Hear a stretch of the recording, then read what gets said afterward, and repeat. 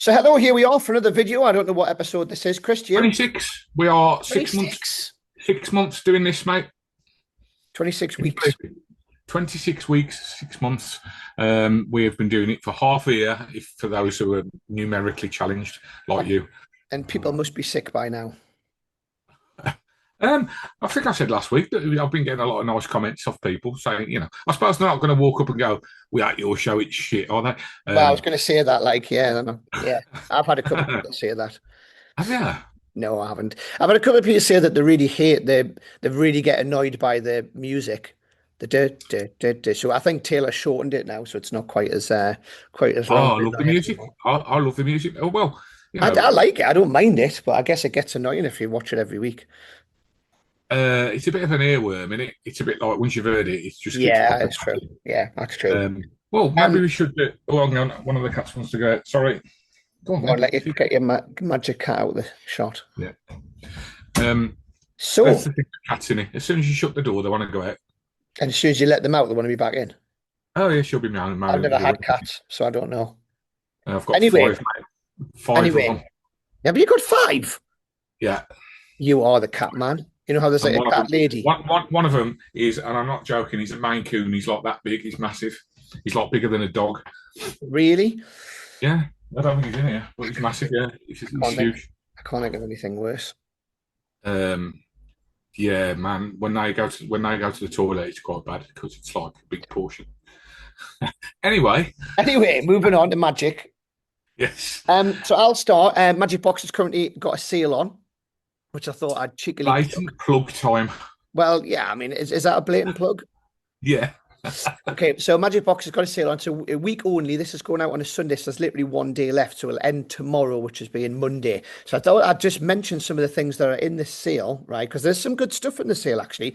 Sometimes when the sale, when you see sales, it's just like stuff that people want to get rid of. clearing all the crap out of the cupboard Yeah. of the car. So there was originally over 1,000 items in there, with some of them up to 70% off. But there's some stuff in here that you'll know what they are, and a lot of the watchers will as well. That are in the sale. And some of the stuff's really cheap. There's a lot of really cheap books in there, to be honest, Come on, with then. the list. Tell us. But here's some stuff that is in the sale. Joe Miranda's Smoke Watch. Okay, how much is that now then? It's 185, reduced from 250 quid, I think it was And does originally. it actually look like a watch? This Yeah, one? yeah, it looks like a smartwatch. So that's really cool. Leviosas are in the sale. The card, the original one. Yeah, the flying card thing, which I love, I use all the time. Uh, Venom Cube is in the sale, which don't is know what that. Venom Cube is the matching cube where you get someone to mix a cube. You show a cube on the table, and then it matches. So it's look, the two cubes are mixed, but they both match when you show them the sides. My Is this opinion, like?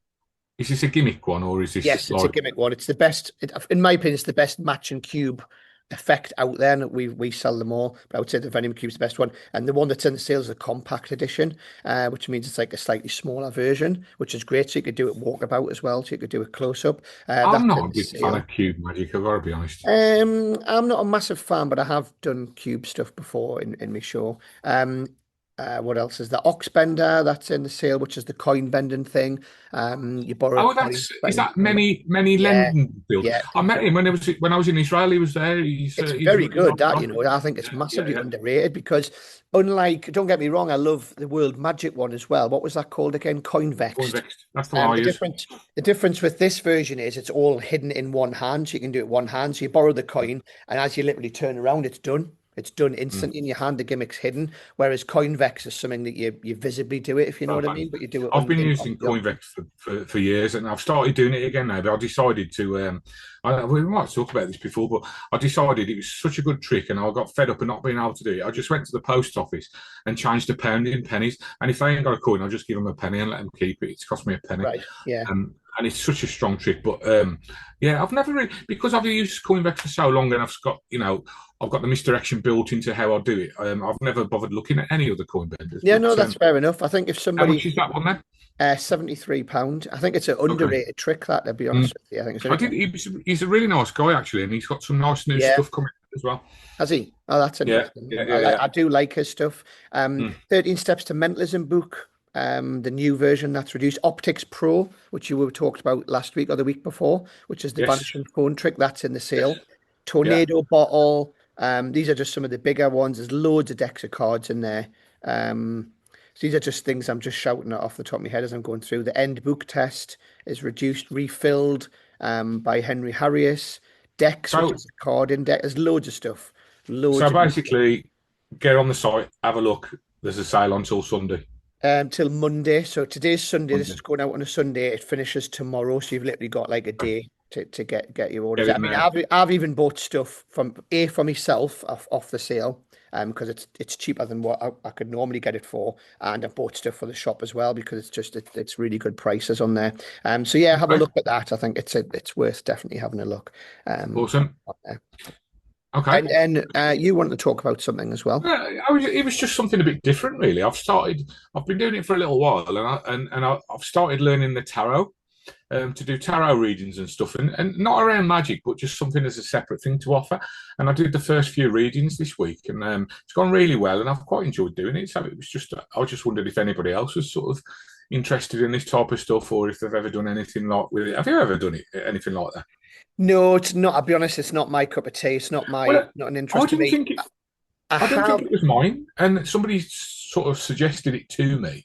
So I thought, well, you know what, I'll have a go at this, and it's quite interesting the response it gets from people.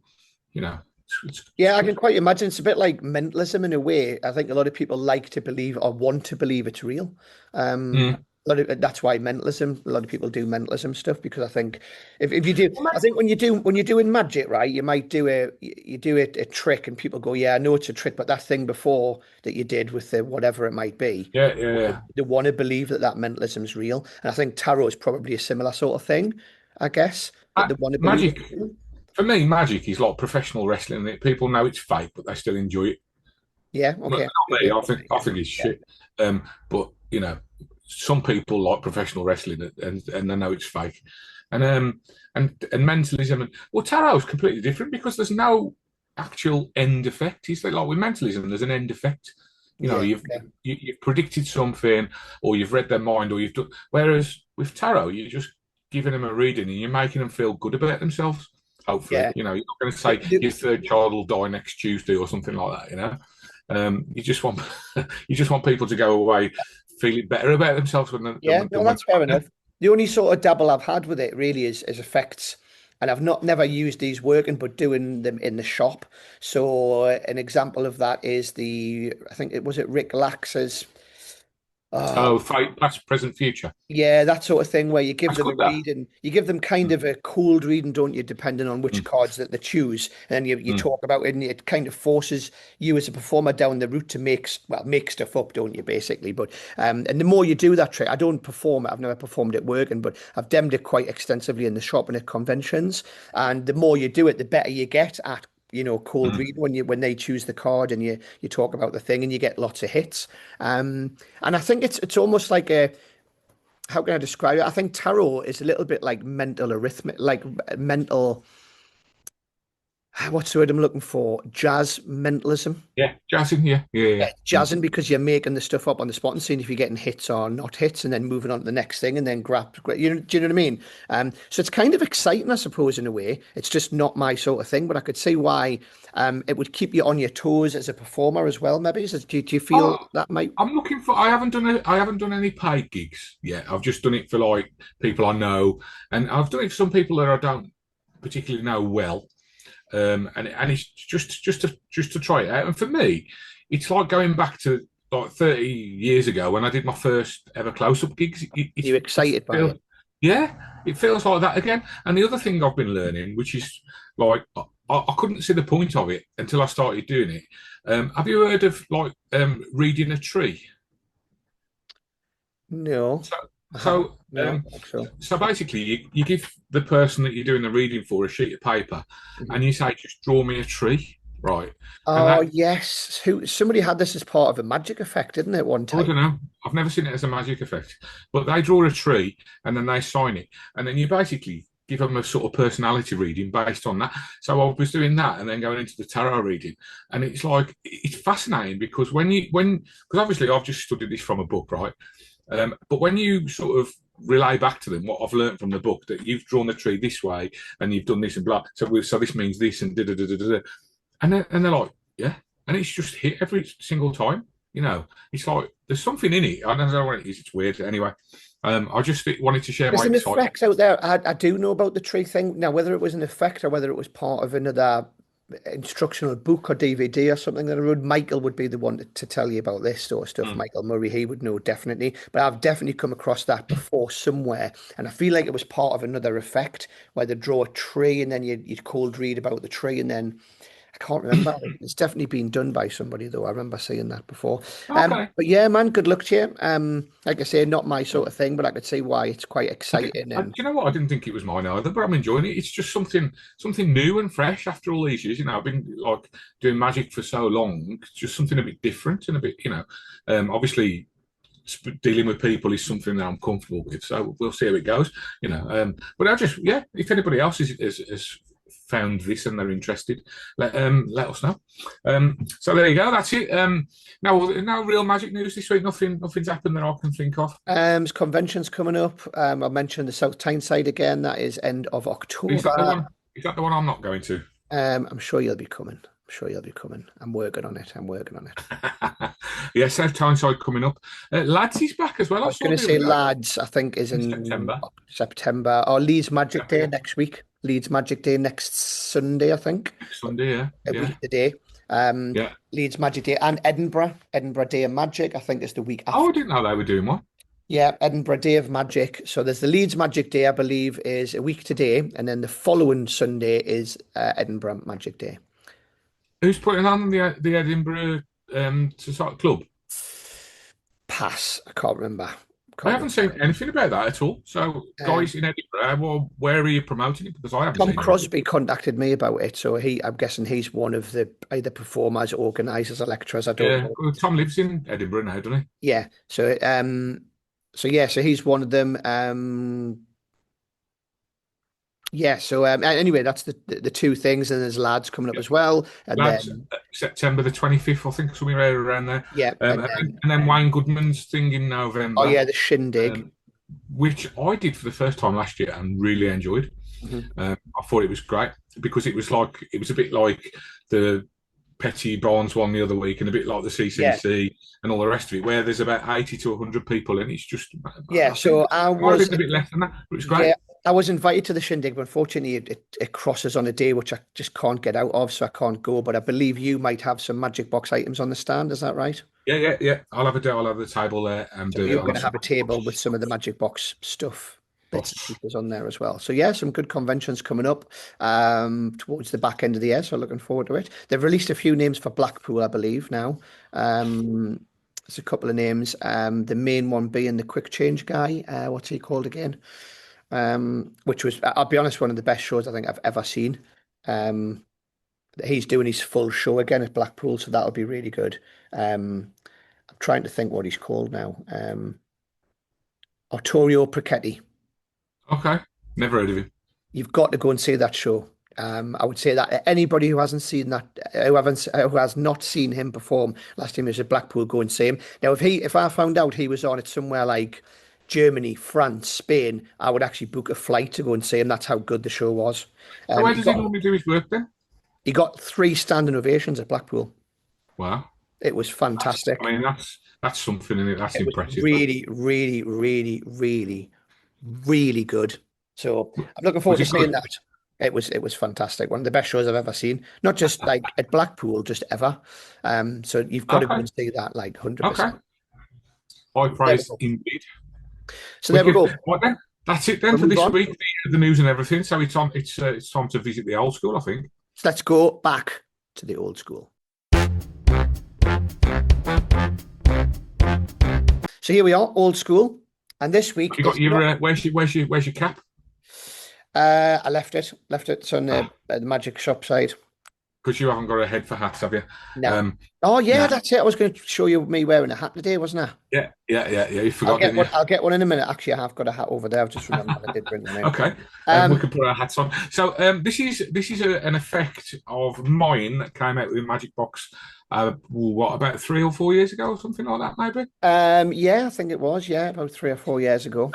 So we're going to have a look at the trailer, and bear in mind. Oh, there we go. One hat had been delivered. Bear in mind, this was filmed at sort of 2 o'clock in the afternoon at a sort of fairly rough Darlington working men's club to all the people outside in the smoking shelter.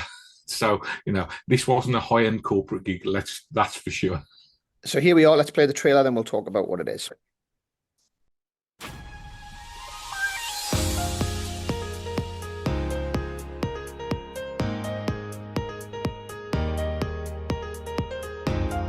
If you like really fast, well-made, commercial magic that's so easy to do and fits in your pocket, this coin trick is definitely for you.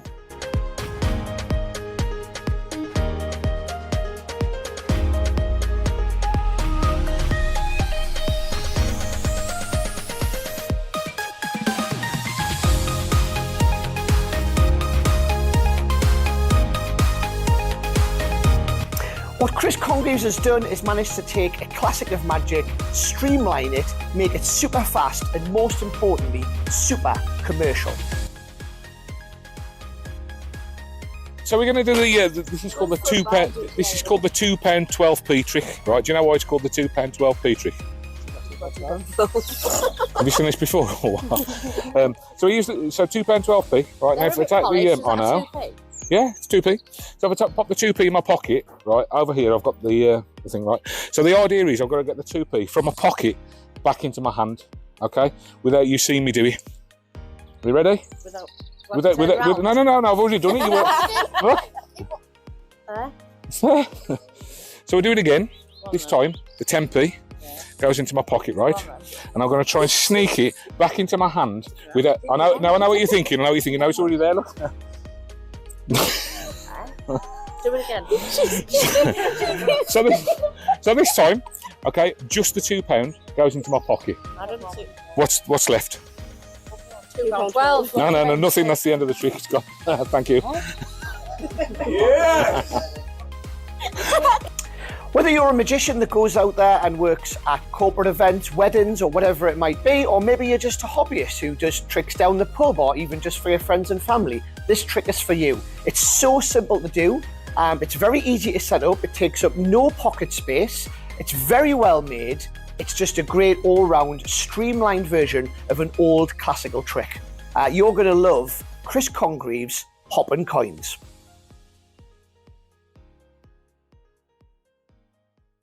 There we go. There's the trailer. And I know what you said, like you were sort of pre-warning people, but I think it actually gets brilliant reaction in that clip. Yeah, it was all right. I mean, they were a bit rough around the edges, weren't they? But I love the sort of double take look that she does when she goes, huh? Yeah. She goes, huh? And gets like that double look thing.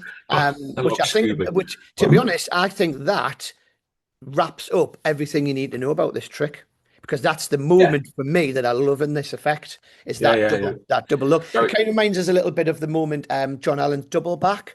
And there's a couple of other effects like that in the middle. Has the same thing where you show it here, the look up there, it's gone, the look back, it's back again, then the look there, it's there, and it's gone. You know what I mean? That like double take thing. I love that type of magic. So, I mean, hopping orbs, hopping coins, confusing coins. It's been around for a while. Created by Jim Boyd. It's been out for quite some time, and it traditionally done with two coins. You put one in. You all know sort of hopping halves. I'm sure you've all seen it before, and it was sort of ripped off a lot. Exactly as Jim put it out, which was bad.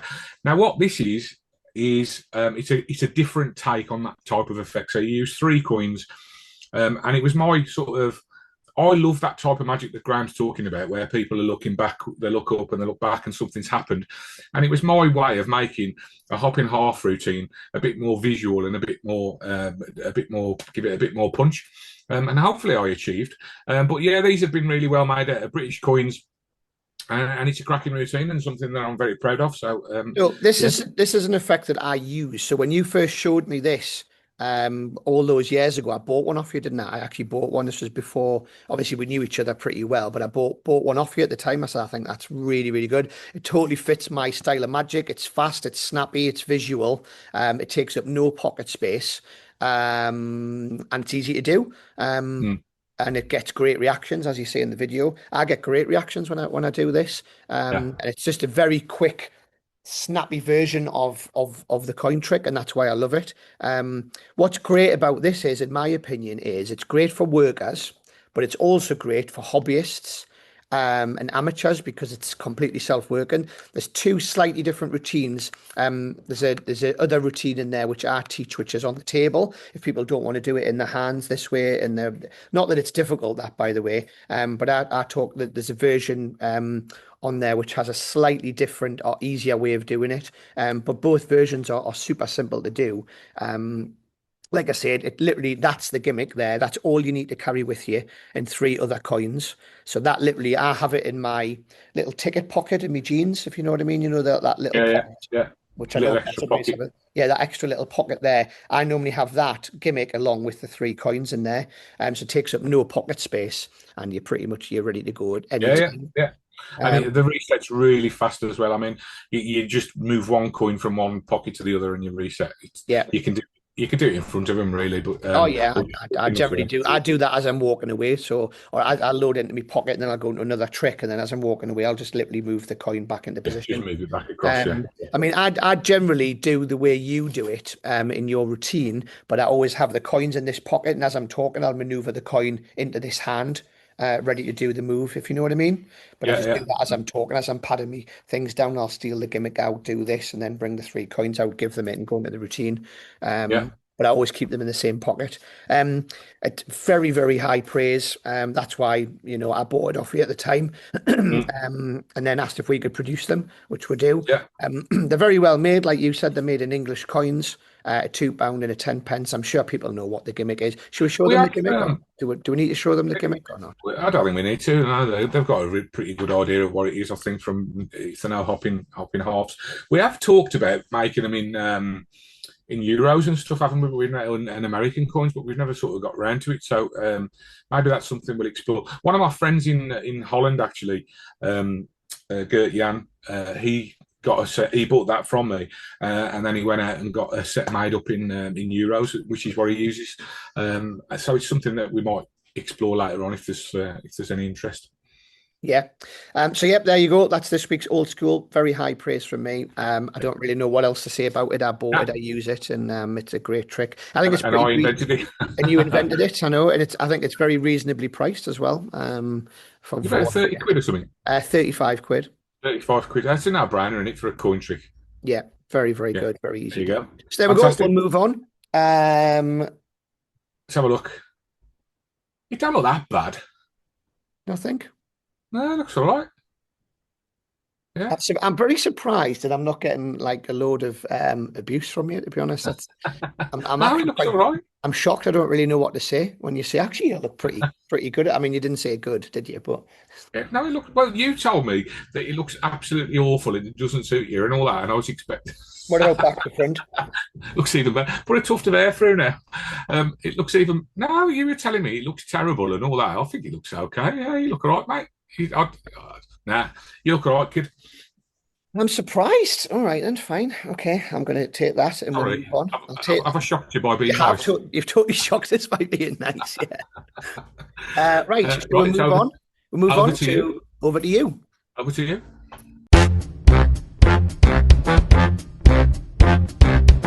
Right then, it's over to you time, but before we do that, it's very remiss of me. There's another convention that I didn't mention, and that's the Ireland Convention, which is the 12th, 13th of September, and I'm appearing at that one.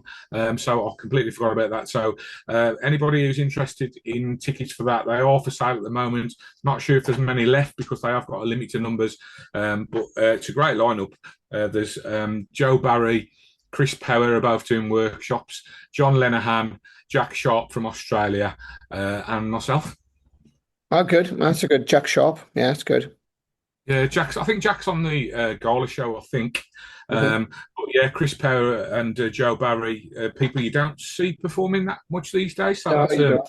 Yeah, I remember seeing Chris but, Power years ago. He's been here actually at the shop before. He lectured here yeah. a long time ago. I've never seen him before, so I'm looking forward to that. I've heard great things about, and I think I've seen, was he on Stuff the White Rabbit, maybe? Am I I think he remembering was, that yeah. well? Yeah, I think you're right. Yeah, I think he was. And obviously, John Lenihan used to be the host of Stuff the White Rabbit. I do see John at the Magic Circle from time to time, but he's quite a busy sort of cruise ship performer, quite a funny guy. So I'm looking forward to that. That'd be a good one. That'd be good. So there you go. So over to you. What have we got this week? So you were asked a question about deposits, I believe. Yes, I've been asked a question about deposits, and off a local magician here from the Newcastle Magic Circle called Gary Baldy. He goes by the name by Gary Baldy. He's asked about fees and he's asked about deposits. So I kind of guess we could talk about this briefly and talk about both of them in the same thing, really. So deposit wise, I do take deposits, but not all the time. It depends on the job. So for a lot of weddings, I do take a £50 deposit. The ones that I don't take a deposit on, I send them a contract. So I send them a contract, and the contract states that if they cancel the booking from any time from now onwards, it's a £50 payment that they need to make. If they cancel within 14 days of the performance, it's full payment. So it's kind of like a deposit without taking a deposit, if you know what I mean. So I just send them that contract generally. A lot of the weddings, though, I do take a £50 deposit, then the rest is payable there that week. So I don't know how you do it, but that's generally how I do it. But there's some things I generally don't take deposits for, and that's like kids' parties and stuff like that. I tend to not bother for them because they're usually a little bit smaller, a little bit. And it does, for me, I think it sometimes puts the booker off booking you because it's not a massive fee anyway. So I generally don't take them for that sort of thing. But I don't know what your sort of stance on it is, but that's generally yeah, so similar really. I take deposits for if I don't know them. In other words, if I've never worked for them before, or it's like a cold sort of inquiry that's come through an email or something, or whatever, then I'll take it, especially for weddings and stuff. Then I'll take a deposit, usually 50 quid, the same as you, and then the balance I ask for the week leading up to the gig. Corporate stuff, I don't ask for a deposit. That's the other thing I was going to mention. Corporate stuff, I'd never ask for a deposit because it's not really their thing. It's not something they generally do. Most corporate clients these days, like when I first started doing corporate gigs years ago, it was a nightmare getting paid. You'd be waiting blooming weeks and months sometimes to be paid. But these days, most corporate clients that I work for, they either pay you before or within a few days of doing the event. They're really quite quick. So yeah, and then like weddings, I normally take a 50 quid deposit, the same as you. I never send contracts out. I did get shafted by a corporate client earlier this year who decided to change their mind but didn't tell me. I don't know if we've discussed this on the show before or not. They sent me an email. Okay, so they sent me an email confirmation. I'd worked for them the year before, so it was all booked in as far as I was concerned. I even said in the email, do you want me to book this in for you after we'd agreed a price? Yes, please. Day before, I sent him an email saying, just checking everything's okay for tomorrow. No reply. So I'm on the way to the gig. And as luck would have it, one of my mates was actually at the venue having a meal with his parents. So this client had booked out the whole restaurant, and I told him I was working there. And he says, "There's another magician just turned up." I was like, "You're joking?" So I phoned up someone, the client, part of the team who'd booked me, and he's like, "No, we still want you." He said, "I'll just double check with the boss." And he rang the boss. He called me back. He goes, "I'm really sorry." He says, "No, we've booked a mind reader. We don't want you now." And I was like, "Yeah, but I've got an email confirming it." He said, "Well, I said that to him," and he just said, "Well, we haven't paid him." So, and that was his attitude. We haven't paid him, so that's it. So, so long story short, I got equity involved, and I got like 90% of my fee, and I never had to do the gig. But it was because I'd kept all the email chain of everything of him confirming that he wanted to book and all that kind of stuff. So that's, I think it's for anybody out there who is professional or wants to go professional. I'll be honest, it is quite rare that you get what you say, where you get shafted, really, I would say. I would say in the 30 years that I've been a pro, I would say that it's probably only happened to us probably 3 or 4 times, if that. Yeah. So it's It's very, happened to very me rare. twice, I think. I take But I most know people. I a lot take of most post people use, on their word, but I do send a contract to corporate clients especially. So I send a contract. I mean, it's not like when I say a contract, it's not like it's a massive contract with loads of terms and conditions. It's basically just saying, look, I'm doing this job on this date. Here's all the dates, the date that I'm doing, the time you've got is. If you cancel. That's fine. It'll be £50 payment. If you cancel within 14 days, it'll be this. And it's nicely worded, and it's not like loads of terms and conditions. And I just send that to them. And I've very rarely ever have a problem. Uh, um, I just send them an email confirming the booking. But I mean, I know some guys use Gigio. Once it's confirmed, they put it into Gigio. Gigio sends them a contract, and it adds it into your calendar and all that kind of stuff. So, I know quite a few people, and Paul Martin's got a new product out, hasn't he, that does a similar type of thing. Where he's basically, it follows up on emails for you and stuff like this. It's meant to be really good. So yeah. So I hope that answers the question about deposits. We do take them, but not always. But I know some people who always take a deposit and some people who never do. So you've just got to find what's right for you, I think, mate. What do you reckon? Yeah, I would agree. Yeah, I think we're both on the same page with that, aren't we? Yeah. Fee wise is a funny one. But I'll give you just a quick. I'm not going to say what I charge. I'm going to be totally honest. I don't really want to put that out there. What I will say is, generally, as you go north, fees tend to get less. So I can tell you straight away that I don't charge anywhere near the type of fee that you would get in London, or even York for that matter. So the further you go south from where I am in Newcastle, the fees do increase. So you wouldn't get the same fee in Newcastle for an hour you would do in London. Can I throw something out there? Go on. So one of my pals passed me a gig up that way when I was up there, and he said, "Oh, I normally charge this." He'd worked for this woman before, and she emailed me asking me about the gig, and I went, "Okay, well, I normally charge this," and I put it was double what he normally charges, right? And she was like, "Is there any movement on that?" And I was like, "Oh, yeah, okay," and I knocked her 50 quid off, and I got a pretty good fee up north because I asked for it. Yeah, that's true. That's true. So I think sometimes you have to ask for what you want and what you feel you're worth. Yeah. And when it comes to fees, I think that's all it is. You know yourself whether you're worth a fee or not. If there's a gig going for 10 grand, right? Are you going to apply for it? If there's a job going for 150 quid, are you going to apply for it? Now, if you go on certain gig sharing sites, you'll see people applying for a 75 quid gig are the same people who are applying for a £1,200 gig. And I just think to myself, well, that's a bit weird. But you should, just know what you're worth and go for it, really. I think if you're a new magician and you're wanting to go out there and get some stuff, I would honestly go out and do the first few free. That's what I would do.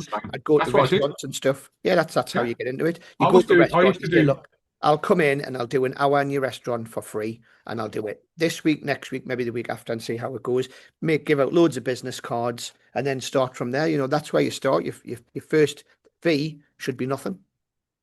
I used to do charity. I did charity gigs for like Compton Hospice, the local hospice to me. I did a thing for them at a golf do, and then I think the first ever gig I had was paid. And I'd hate to have a time machine and go back and watch myself at that gig now, because I imagine it would have been painful to watch. But it was because somebody I used to, my old boss, he passed it to me, and he was like, 120 quid? 120 quid. So this is almost 30 years ago, 120 quid. And the scary thing is, Graham, I still see people posting gigs for 120 quid now. Yeah, 100%. Yeah, absolutely. And this was 30 years ago. Yeah, I don't know. So I know that might sound like a cop-out answer to fees and how much to charge, but hopefully that gives you, I don't know, maybe it's not that easy, because you can say to somebody, charge 600 quid, and that might be terrible. Or you Yeah. could say to somebody, charge 200 quid, and they're amazing and they're entertaining and all the rest of it. I think part of the skill of being a magician, it's not just being able to do the trick, it's being able to entertain, how to engage your client, and knowing how much your worth is. And that's part of I the was just skill. about to say, I mean, we're going down a rabbit hole, but I think the other thing about being a magician, you could be the best magician in the world, but you've also got to be a little bit business savvy, a little bit of a businessman, and know your worth and know your clients as well, and know how much that potentially you can get for whatever job, But that's unfortunately down to Every business. job has got a fee as well, hasn't it? I mean, I've got this client, it's corporate client, and they book us for an hour, and it's like it's not too far away from me, and I charge them 400 quid for an hour. Okay, now if I get an email off someone saying it's my 50th birthday next week and I'm having it in Lower Gornal Working Men's Club, I ain't going to get £400 for an hour, and I know I'm not. So, A, do you want to do the gig? Am I free? Is it next week? Do I want to go out with my mates, stay in and watch the telly, or do I want to go out and earn, some money? So every gig has got its own fee as well, hasn't it? Yeah, absolutely, absolutely. And like I said before, it's really just coming down to you and knowing, how much to charge for certain things. I know it's difficult, but that does come with experience. Yeah. Okay. And there we go. Move on. Next question from Darren Lawbury. And I love this question actually, and I'm going to do it to you first. What is your, so he mentions two, which I'll get to in a minute. Okay. What is your favourite John Bannon effect? It's an easy one for me. It's Twisted Sisters, just because it's something I grew up doing when I was at MagicBox. It's one of the first tricks. Hang on. Sorry, when was that? When did you grow up?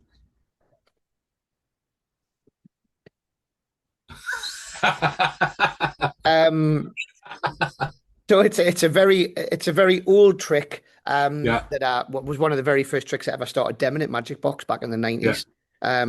So it's got to be that for me. It's an easy answer. He put some crackers out then. So I'm going to go back to that sort of period of time that you're talking about. There was Twisted Sisters, Strangers Gallery, which was the colour change and deck routine, and Detour de Force, which people are still doing variations on that even now. Fantastic stuff. For me, I think the one I performed the most, and I'm not saying it's necessarily my favourite Bannon effect, but the one I performed the most at gigs and stuff was Trick Shot Production. Do you remember that? No. Remind us what it is. I might remember it. You basically produce a pool ball out of a card box. Oh, right. Yeah. Vaguely, yeah. It was in his book. It was in Smoke and Mirrors, and I learned it from the video. So basically, you force a black 8, and then you go into your pocket, and you pick up a pool ball and the card box, and then you're like, is it an 8? Is it a black 8? And you go, look, and you produce a full-size pool ball from inside the card box. It's a black 8. And I did that for absolutely ages, and that was always a good one. The two that Darren mentions are Play It Straight Triumph, which is a classic effect. If you haven't seen that, I urge you to check it out. I think it's in, I can't remember if it's in I think it's in Possibilia. It's in his first book, maybe. I want to say, but it was certainly on one of his videos, so it must be out there somewhere. And the other one he mentioned, which is a more recent one, is Paint It Blank. Oh yeah, which is a cool trick as well. It came out with Big Blind Media. Yeah. Which I quite like. But yeah, I mean, Bannon, I met him for the first time at Blackpool a couple of years ago. Such a really, really nice guy, really unassuming and stuff. And he's such a clever guy. He comes out with such fantastic stuff. So, yeah, legendary, I would say. Legendary status. Indeed, legendary. And he's looking really good lately. He's lost a lot of weight, and he's got really long hair and all that kind of stuff. Because he was sort of, because he went like, I think he was in the Air Force, wasn't he, when he was a young man? Last time I seen him, last time I met him and talked to him, he wasn't big, but he was, he had put. No, he's lost a lot of weight now. He's quite trim these days. Right, good. So there we go. If anybody wants to let us know what their favourites are, we'll probably never mention them because we'll forget. But feel free to put them in the comments. I mean, there's loads of Bannon effects, isn't there? There's probably some we haven't. Like when you said Detour de Force, I went, oh God, yeah, I forgot about that. That was a great one. So there's probably other effects out there that we've forgotten about. So yeah, message will let me know. Okay, so we move on. Yep. Review Okay. time. Let's move on to reviews.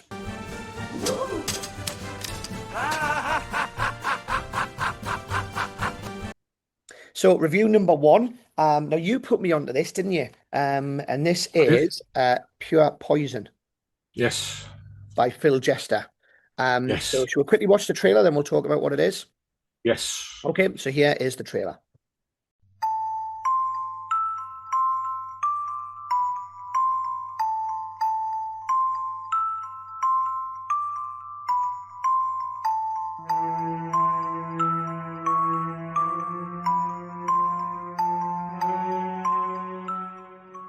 Right, I'm here with Dave. We're going to try a little experiment, Dave. Okay, in this bag here, I have a number of cards, each with photos on, all from the very early 1800s. Okay. First thing we've got is this piece of card. I'm just going to pop that there for now, and we're not going to touch that until a little bit later. Okay.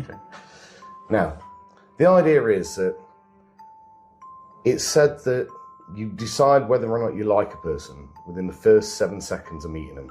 Okay, 99 times out of 100 you're right. Okay, it's gut feeling, that's how it is. I mean, occasionally you're wrong, but more often than not, you'll meet someone and you'll be like, oh, I like them, I wouldn't mind having a pint with them or something. Or you'll meet them and you go, oh, I don't fancy their company, right? And normally you're right, okay? That's what this is based on. In here are a stack of photos from the early 1800s. In a moment, I'm going to move this pure card over here. And in a moment, you're going to move this poison card. I will just turn to you there. Over there. Now, that's when the photos start. As soon as you're ready to move that, what I want you to do is take a look at the photo and make snap decisions on whether or not you like the person. Okay? If you do like the person, put them on the pure pile. Okay. If you don't, put them on the poison pile. Okay? And the game will start as soon as you move that poison card over there. Okay. So snap decisions, don't think about it too much. When you're ready, you can go ahead.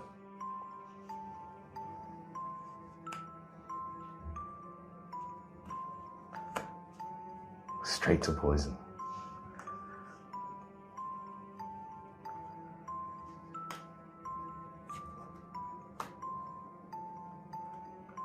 And these are just snap decisions, just nothing here is influencing your choices.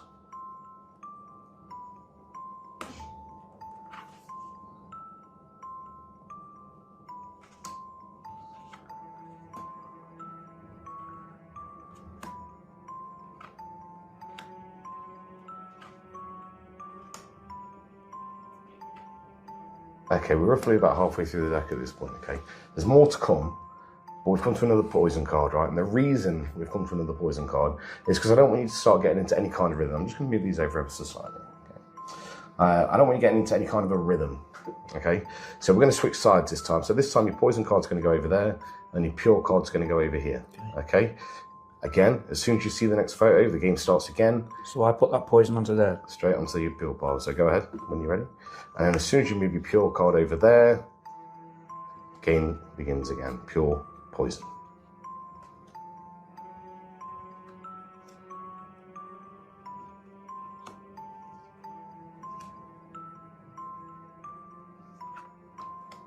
Is there anything in particular swaying your decisions, or are you literally just making snap I think decisions? it's their eyes. Yeah? I'm looking at their eyes when they look evil and if they don't look evil. Cool. Continue.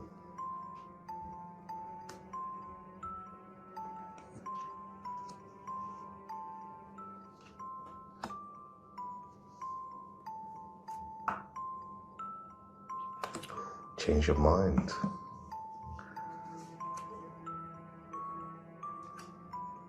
And your last one.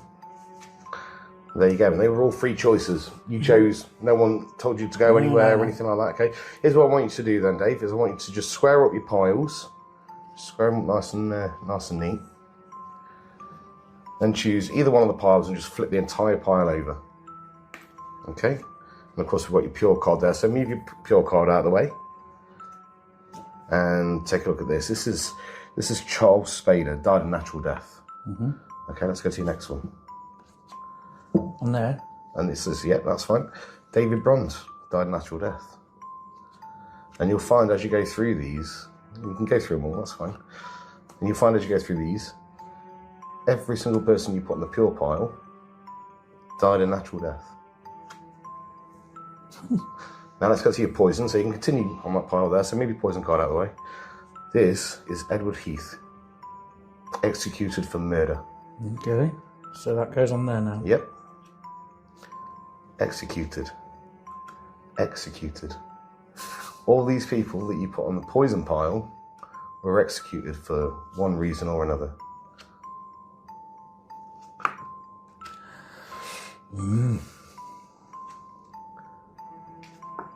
So that's just one pile. This is.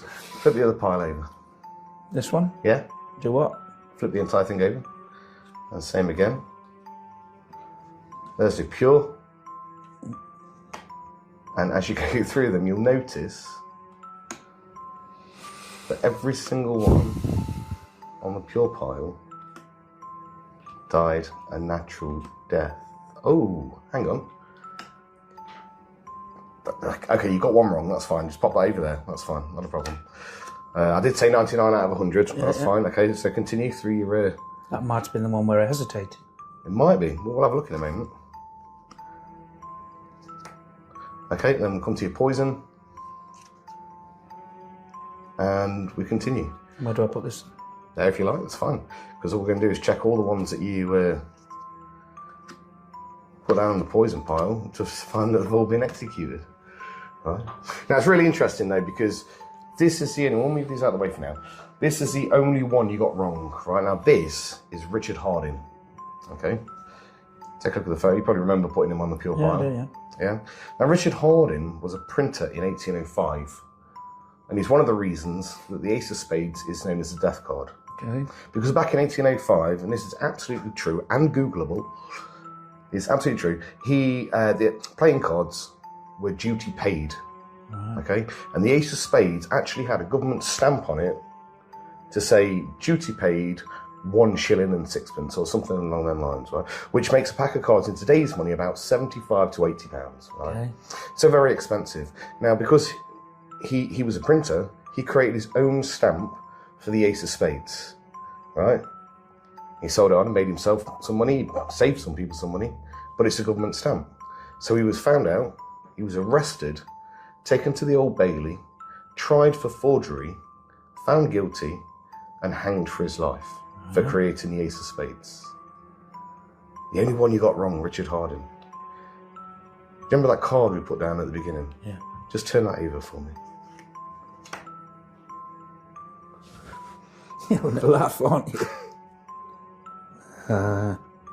You did that, not me. I know. Oh. You're doing my head in, honestly. That's pure poison. Very good. I still don't know. I still don't understand. Very good.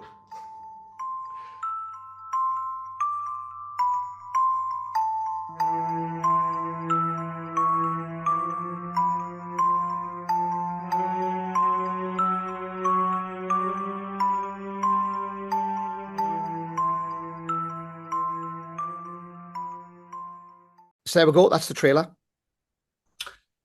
So I love this. I'm going to say right off the bat, I love this.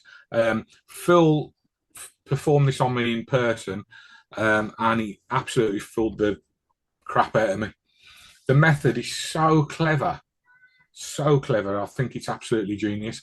So I quite like that. I mean, it's not something that I could ever do at a gig, because you don't have time to sit down and talk to people and do this type of thing. However, it's the sort of thing that you could, you can have at home and perform when friends come round and all that kind of stuff, where you can just tell a story or whatever. But like I say, it's worth it just for the method, because the method is just killer. Love it. He's done a great job of getting the cards made up and everything, hasn't he? Yeah, really, really nice cards. Cards are really well made. The feel quality. What can I say about it? It's not my sort of thing, but I have demmed it a couple of times in the shop, and it's sold every single dem. And it's good. It's very, very good. Obviously, it's an out of this world effect. It reminds me a little bit of the sort of White Star. White Star, Jim Critchlow, was it? Critchlow, yeah. Kind of reminds us of that, which was a really great effect as well. And we sold dozens and dozens and dozens of those, as I'm sure other magic dealers did. So it kind of reminds us of that. It can be quite a dark type trick, this, I would say, if you want it to be. But like you say, the method's really, really good. It's easy to do. The card quality is very good. They're going to last you, well, forever, really. As long as you put them in the nice box. Comes with a nice box and everything that you can keep them in, and comes with a nice little sort of velvet. That's where I'd carry them around in that little bag, yeah. Yeah, rather than the box, just sort of have them in there like that. Yeah, just put them in the bag like that, yeah. Yeah. Rather than the box. But yeah, I mean, I don't really know what else to say about it. It ticks a lot of boxes, doesn't it? It's easy to do. It's not massively expensive, and it's fooling. I think it's great if you like story magic, especially with Halloween coming up and stuff like that. It's perfect for that. If you do any sort of kind of if you have friends around and you can get a chance. I had a spell years ago of learning bizarre magic. Right. Now, I think we've talked about this before. I really love bizarre magic. I can't perform it because I'm not that performer. I tell too many jokes. It doesn't suit my personality and all the rest of it. However, I learned quite a few bits and pieces about it, and I've still got one that I do in my arsenal now, and it's about a cursed riverboat gambler and all this kind of stuff. And I love all that kind of thing. And this is just perfect for that. You could just sit there, get it out one night, start telling the story about the guy who sort of counterfeited the ace of spades and blah blah blah blah blah. Now, when Phil does it, he's got like he brings out like other props to go with it and to really embellish the story and all that kind of stuff as well. And it suits his personality, really well. I love it. It's great. Yeah. So I'll be honest, it's not something I would perform. Maybe I would perform it like you said at home if you had a couple of friends round. It's not something I would go out and perform and buy. But I will be honest, story magic, a bit like you, it doesn't suit my style. My style is quite fast paced. I don't do storytelling magic. However, having said that, in the shop, I do actually quite enjoy demonstrating story type magic because you've got the time to do it. Got time, and the people, you're not competing with loud music, other people on the phone, and blah blah blah, and all that stuff. So I think it definitely has a time and a place. Would I buy it? Probably not. Would I perform it? Not working. You know what, though, mate? If you're doing a wedding, right? Let's say you're doing a wedding, and you book for that period. The lull, as they call it, right? You're doing that where you can sit down and spend 10 minutes with someone who you've already entertained at the tables, and you just sit there and go, "Ooh, let me do this for you." Why not? Just stick it in your bag. Yeah, I agree with you, but it doesn't suit my style. So I've got other storytelling type tricks, but they're not. They suit more my style, if that makes sense. I do choice, for instance, quite a lot, which is a card matching thing, which is not necessarily a story thing, but it's a bit more long-winded than a standard my fast type stuff. I love it. I think it's very good. Do I like it? Yes. Do I perform it? Yes. In the shop, I do enjoy demonstrating it, but it wouldn't be something I would go out and perform. But I think it's great. I think it's good for the money. It retails at 30 quid. And I think for what you get, the proper, the printed pack of cards and the packaging, it's good. Yeah, totally agree with everything you just said. There we go. So we'll move on to review number 2. That's easy for you to say. So here's review number 2. So review number 2 this week is, and this has been a big thing on a lot of socials and stuff, and it's this. It is Sucker Punch Revolutions, Murphy's Magic Studio. So shall we have a look at the trailer first, and then we'll talk about it.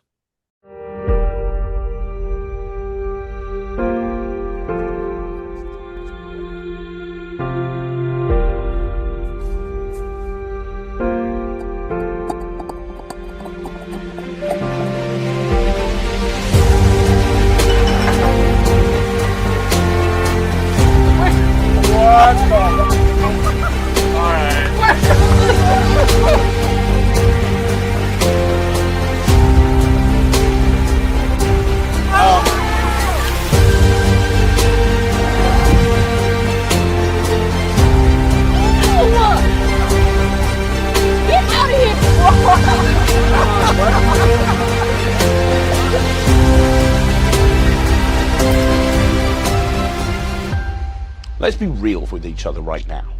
If you want to have a truly impactful impression on your audience, if you want to perform magic to them that they're going to remember for a very long time, then you need to start performing coin magic.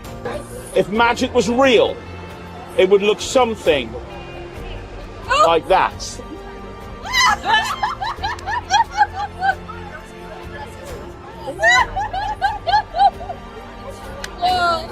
I've been performing coin magic for 30 years, and I can honestly say it is the best type of magic that I perform for real people. Did you see it go? Back on the table. What? Dallas, watch the chip, watch the chip. Now in 2016, Murphy's Magic, they changed the game, and they did so by the release of Sucker Punch. Sucker Punch was designed by the late, great Mark Southworth. And I've spoken to a lot of people in the industry, and the reason they got into coin magic was because of Sucker Punch. Now, fast forward 10 years, and Murphy's Magic have changed the game again, with the release of Sucker Punch Revolutions.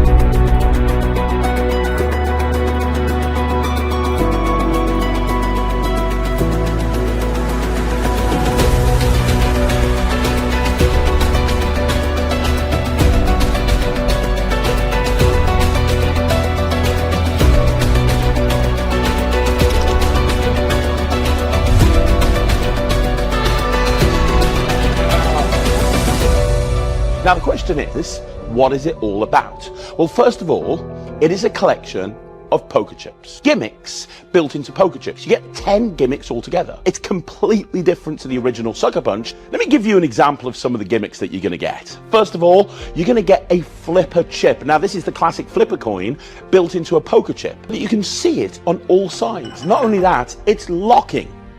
We even give you a shell that fits over the flipper coin.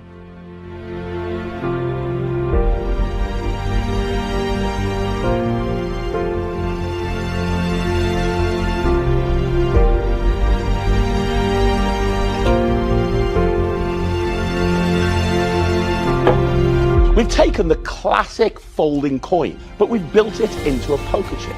It's a three-way folding chip. We're going to give you a slippery Sam, and this is one of the real golden gimmicks in the set. And I'm going to shake. Watch the blue one. Yeah. Ew! Get out of here! We've even taken a chip and we've built a Sharpie through into it.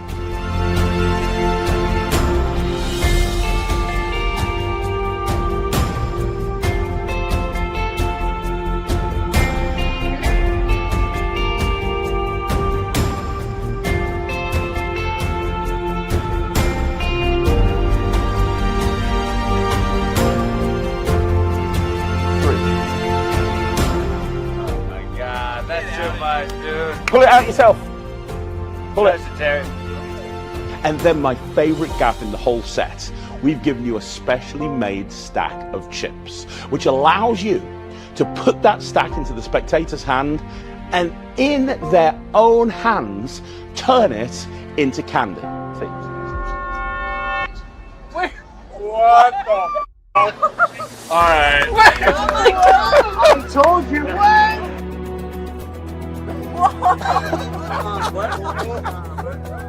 Have them. Hannah doesn't like them.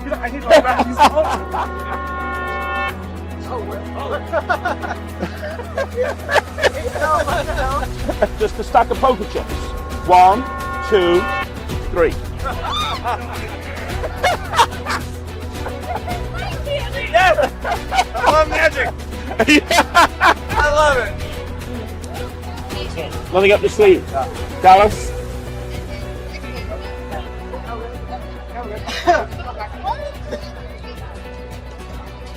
Is that real? Yes! Eat it! We've even developed a brand new, never seen before gimmick, perfect for social media, that allows you to have a chip float off a stack of chips, and you can even wave another chip underneath so they can see there's no wires or threads or magnets. On the tutorial, I'm going to go through everything with a fine-tooth comb, and I'm even going to teach you how to take these gimmicks and take these gaffs and put them all together to create an act. So you're not just being a performing monkey, but you're actually taking all of these routines and putting them into an act that you can perform anytime, anywhere. If you've ever wanted to get into coin magic, this is the set that's going to allow you to finally take that leap into a truly wonderful genre of magic. That's incredible. Good job. Thank you so much. I love magic too. Me too, right? That's so cool you came out and talked to me. My name's Craig Petty, and I'm super proud to be involved in this project. I'm super proud to stand here and say to you, welcome to Sucker Punch Revolutions. Is that real? Yes! Eat it! That's red 40 for sure. I knew.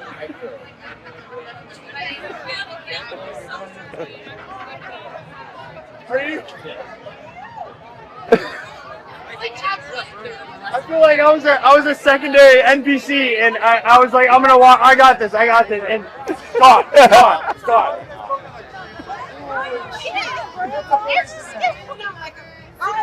Taste the rainbow, brother. That's good, dude. Thank you so much. Thank you. Hey, beautiful. Thank you so much. Holy shit. That's good. Thank you so. Wow. Are you in on this? Did you guys? So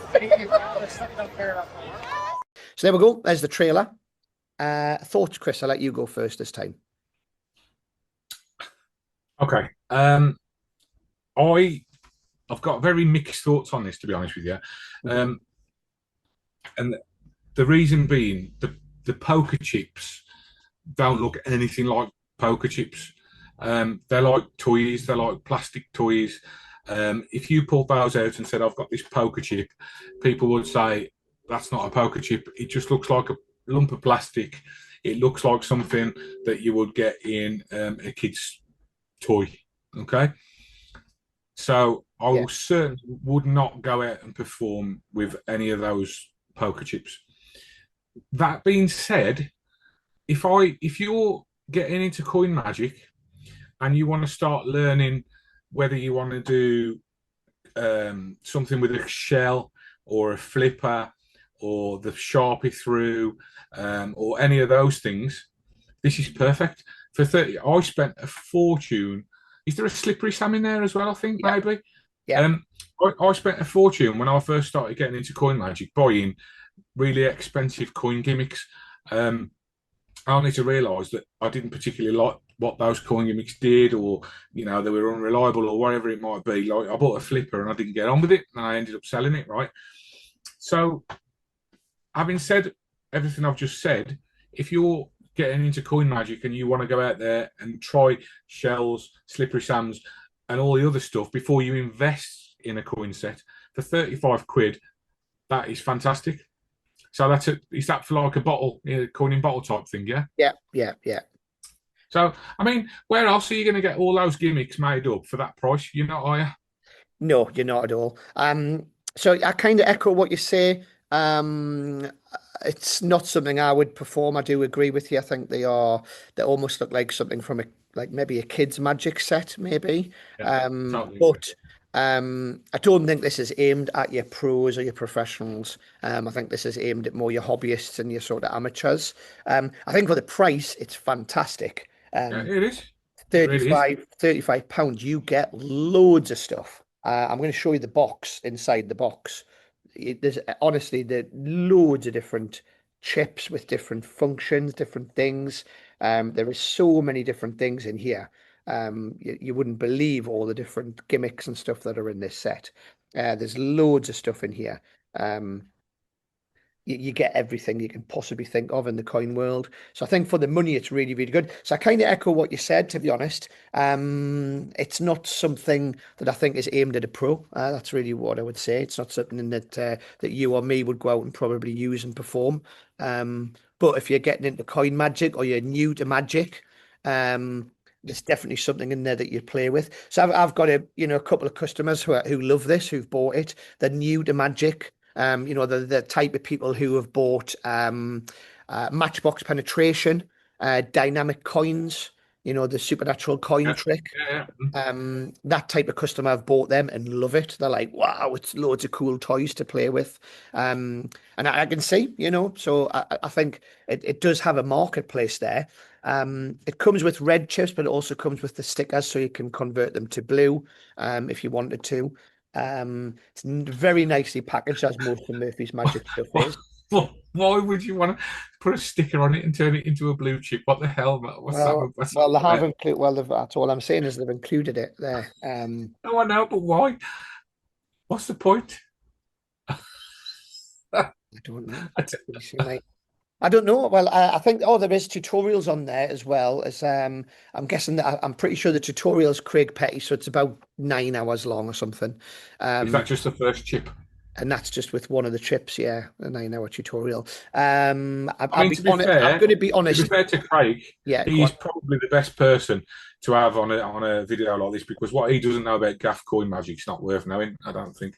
Yeah, but yeah, they're right. There's a Slippery Sam gimmick in there as well. There's shells, there's folding coins, there's fake stacks, there's shells. There's all sorts of stuff in there. There's a floating gimmick as well, where you make a chip float off the top. Yeah. It's a fantastic gateway effect for coin magic. There's no question about that. I'm going to be honest, I haven't watched all the tutorial because it was quite long, but there could be something on there where you need a red and a blue chip to do the trick. Yeah.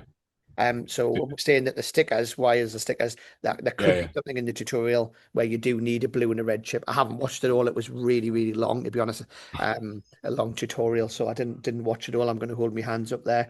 But yeah, so would I buy it? No. Would I use it? No. Do I like it? Yeah, I think it's got a place.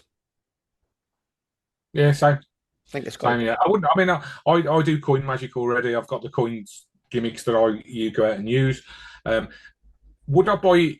Yes, because I think if I wanted to come up with a routine using a Slippery Sam or something like that, it would be a lot easier for me to buy that than it would to go out and buy a Slippery Sam. Once I've got that routine perfected, I might then invest in a Slippery Sam. So I would buy it, yeah, but not to perform, just for me to experiment with and to try and create new coin routines. It says on the back, it's a skill level beginner, which I agree with. It's got a Sharpie through chip I forgot about as well. It's got a floating chip, flipper gimmick, expanded shell, Slippery Sam, coin and bottle, bit and coin, exploding chips, regular poker chips, extra stickers, and everything else you need to go with it. It's worth mentioning this originally came out a long, long time ago, and it's a Mark Southworth effect. The original one was just called Sucker Punch. And obviously it did have some cool stuff in it as well, in Sucker Punch, and this is just a newer version of that. There we are. So there we go. So that's this week's show. That's been fun. It has some interesting things to talk about in that. But again, if anyone has any comments, any questions like that, or any suggestions, any changes they want to see, somebody did contact me and say they'd like to have an extra review in there.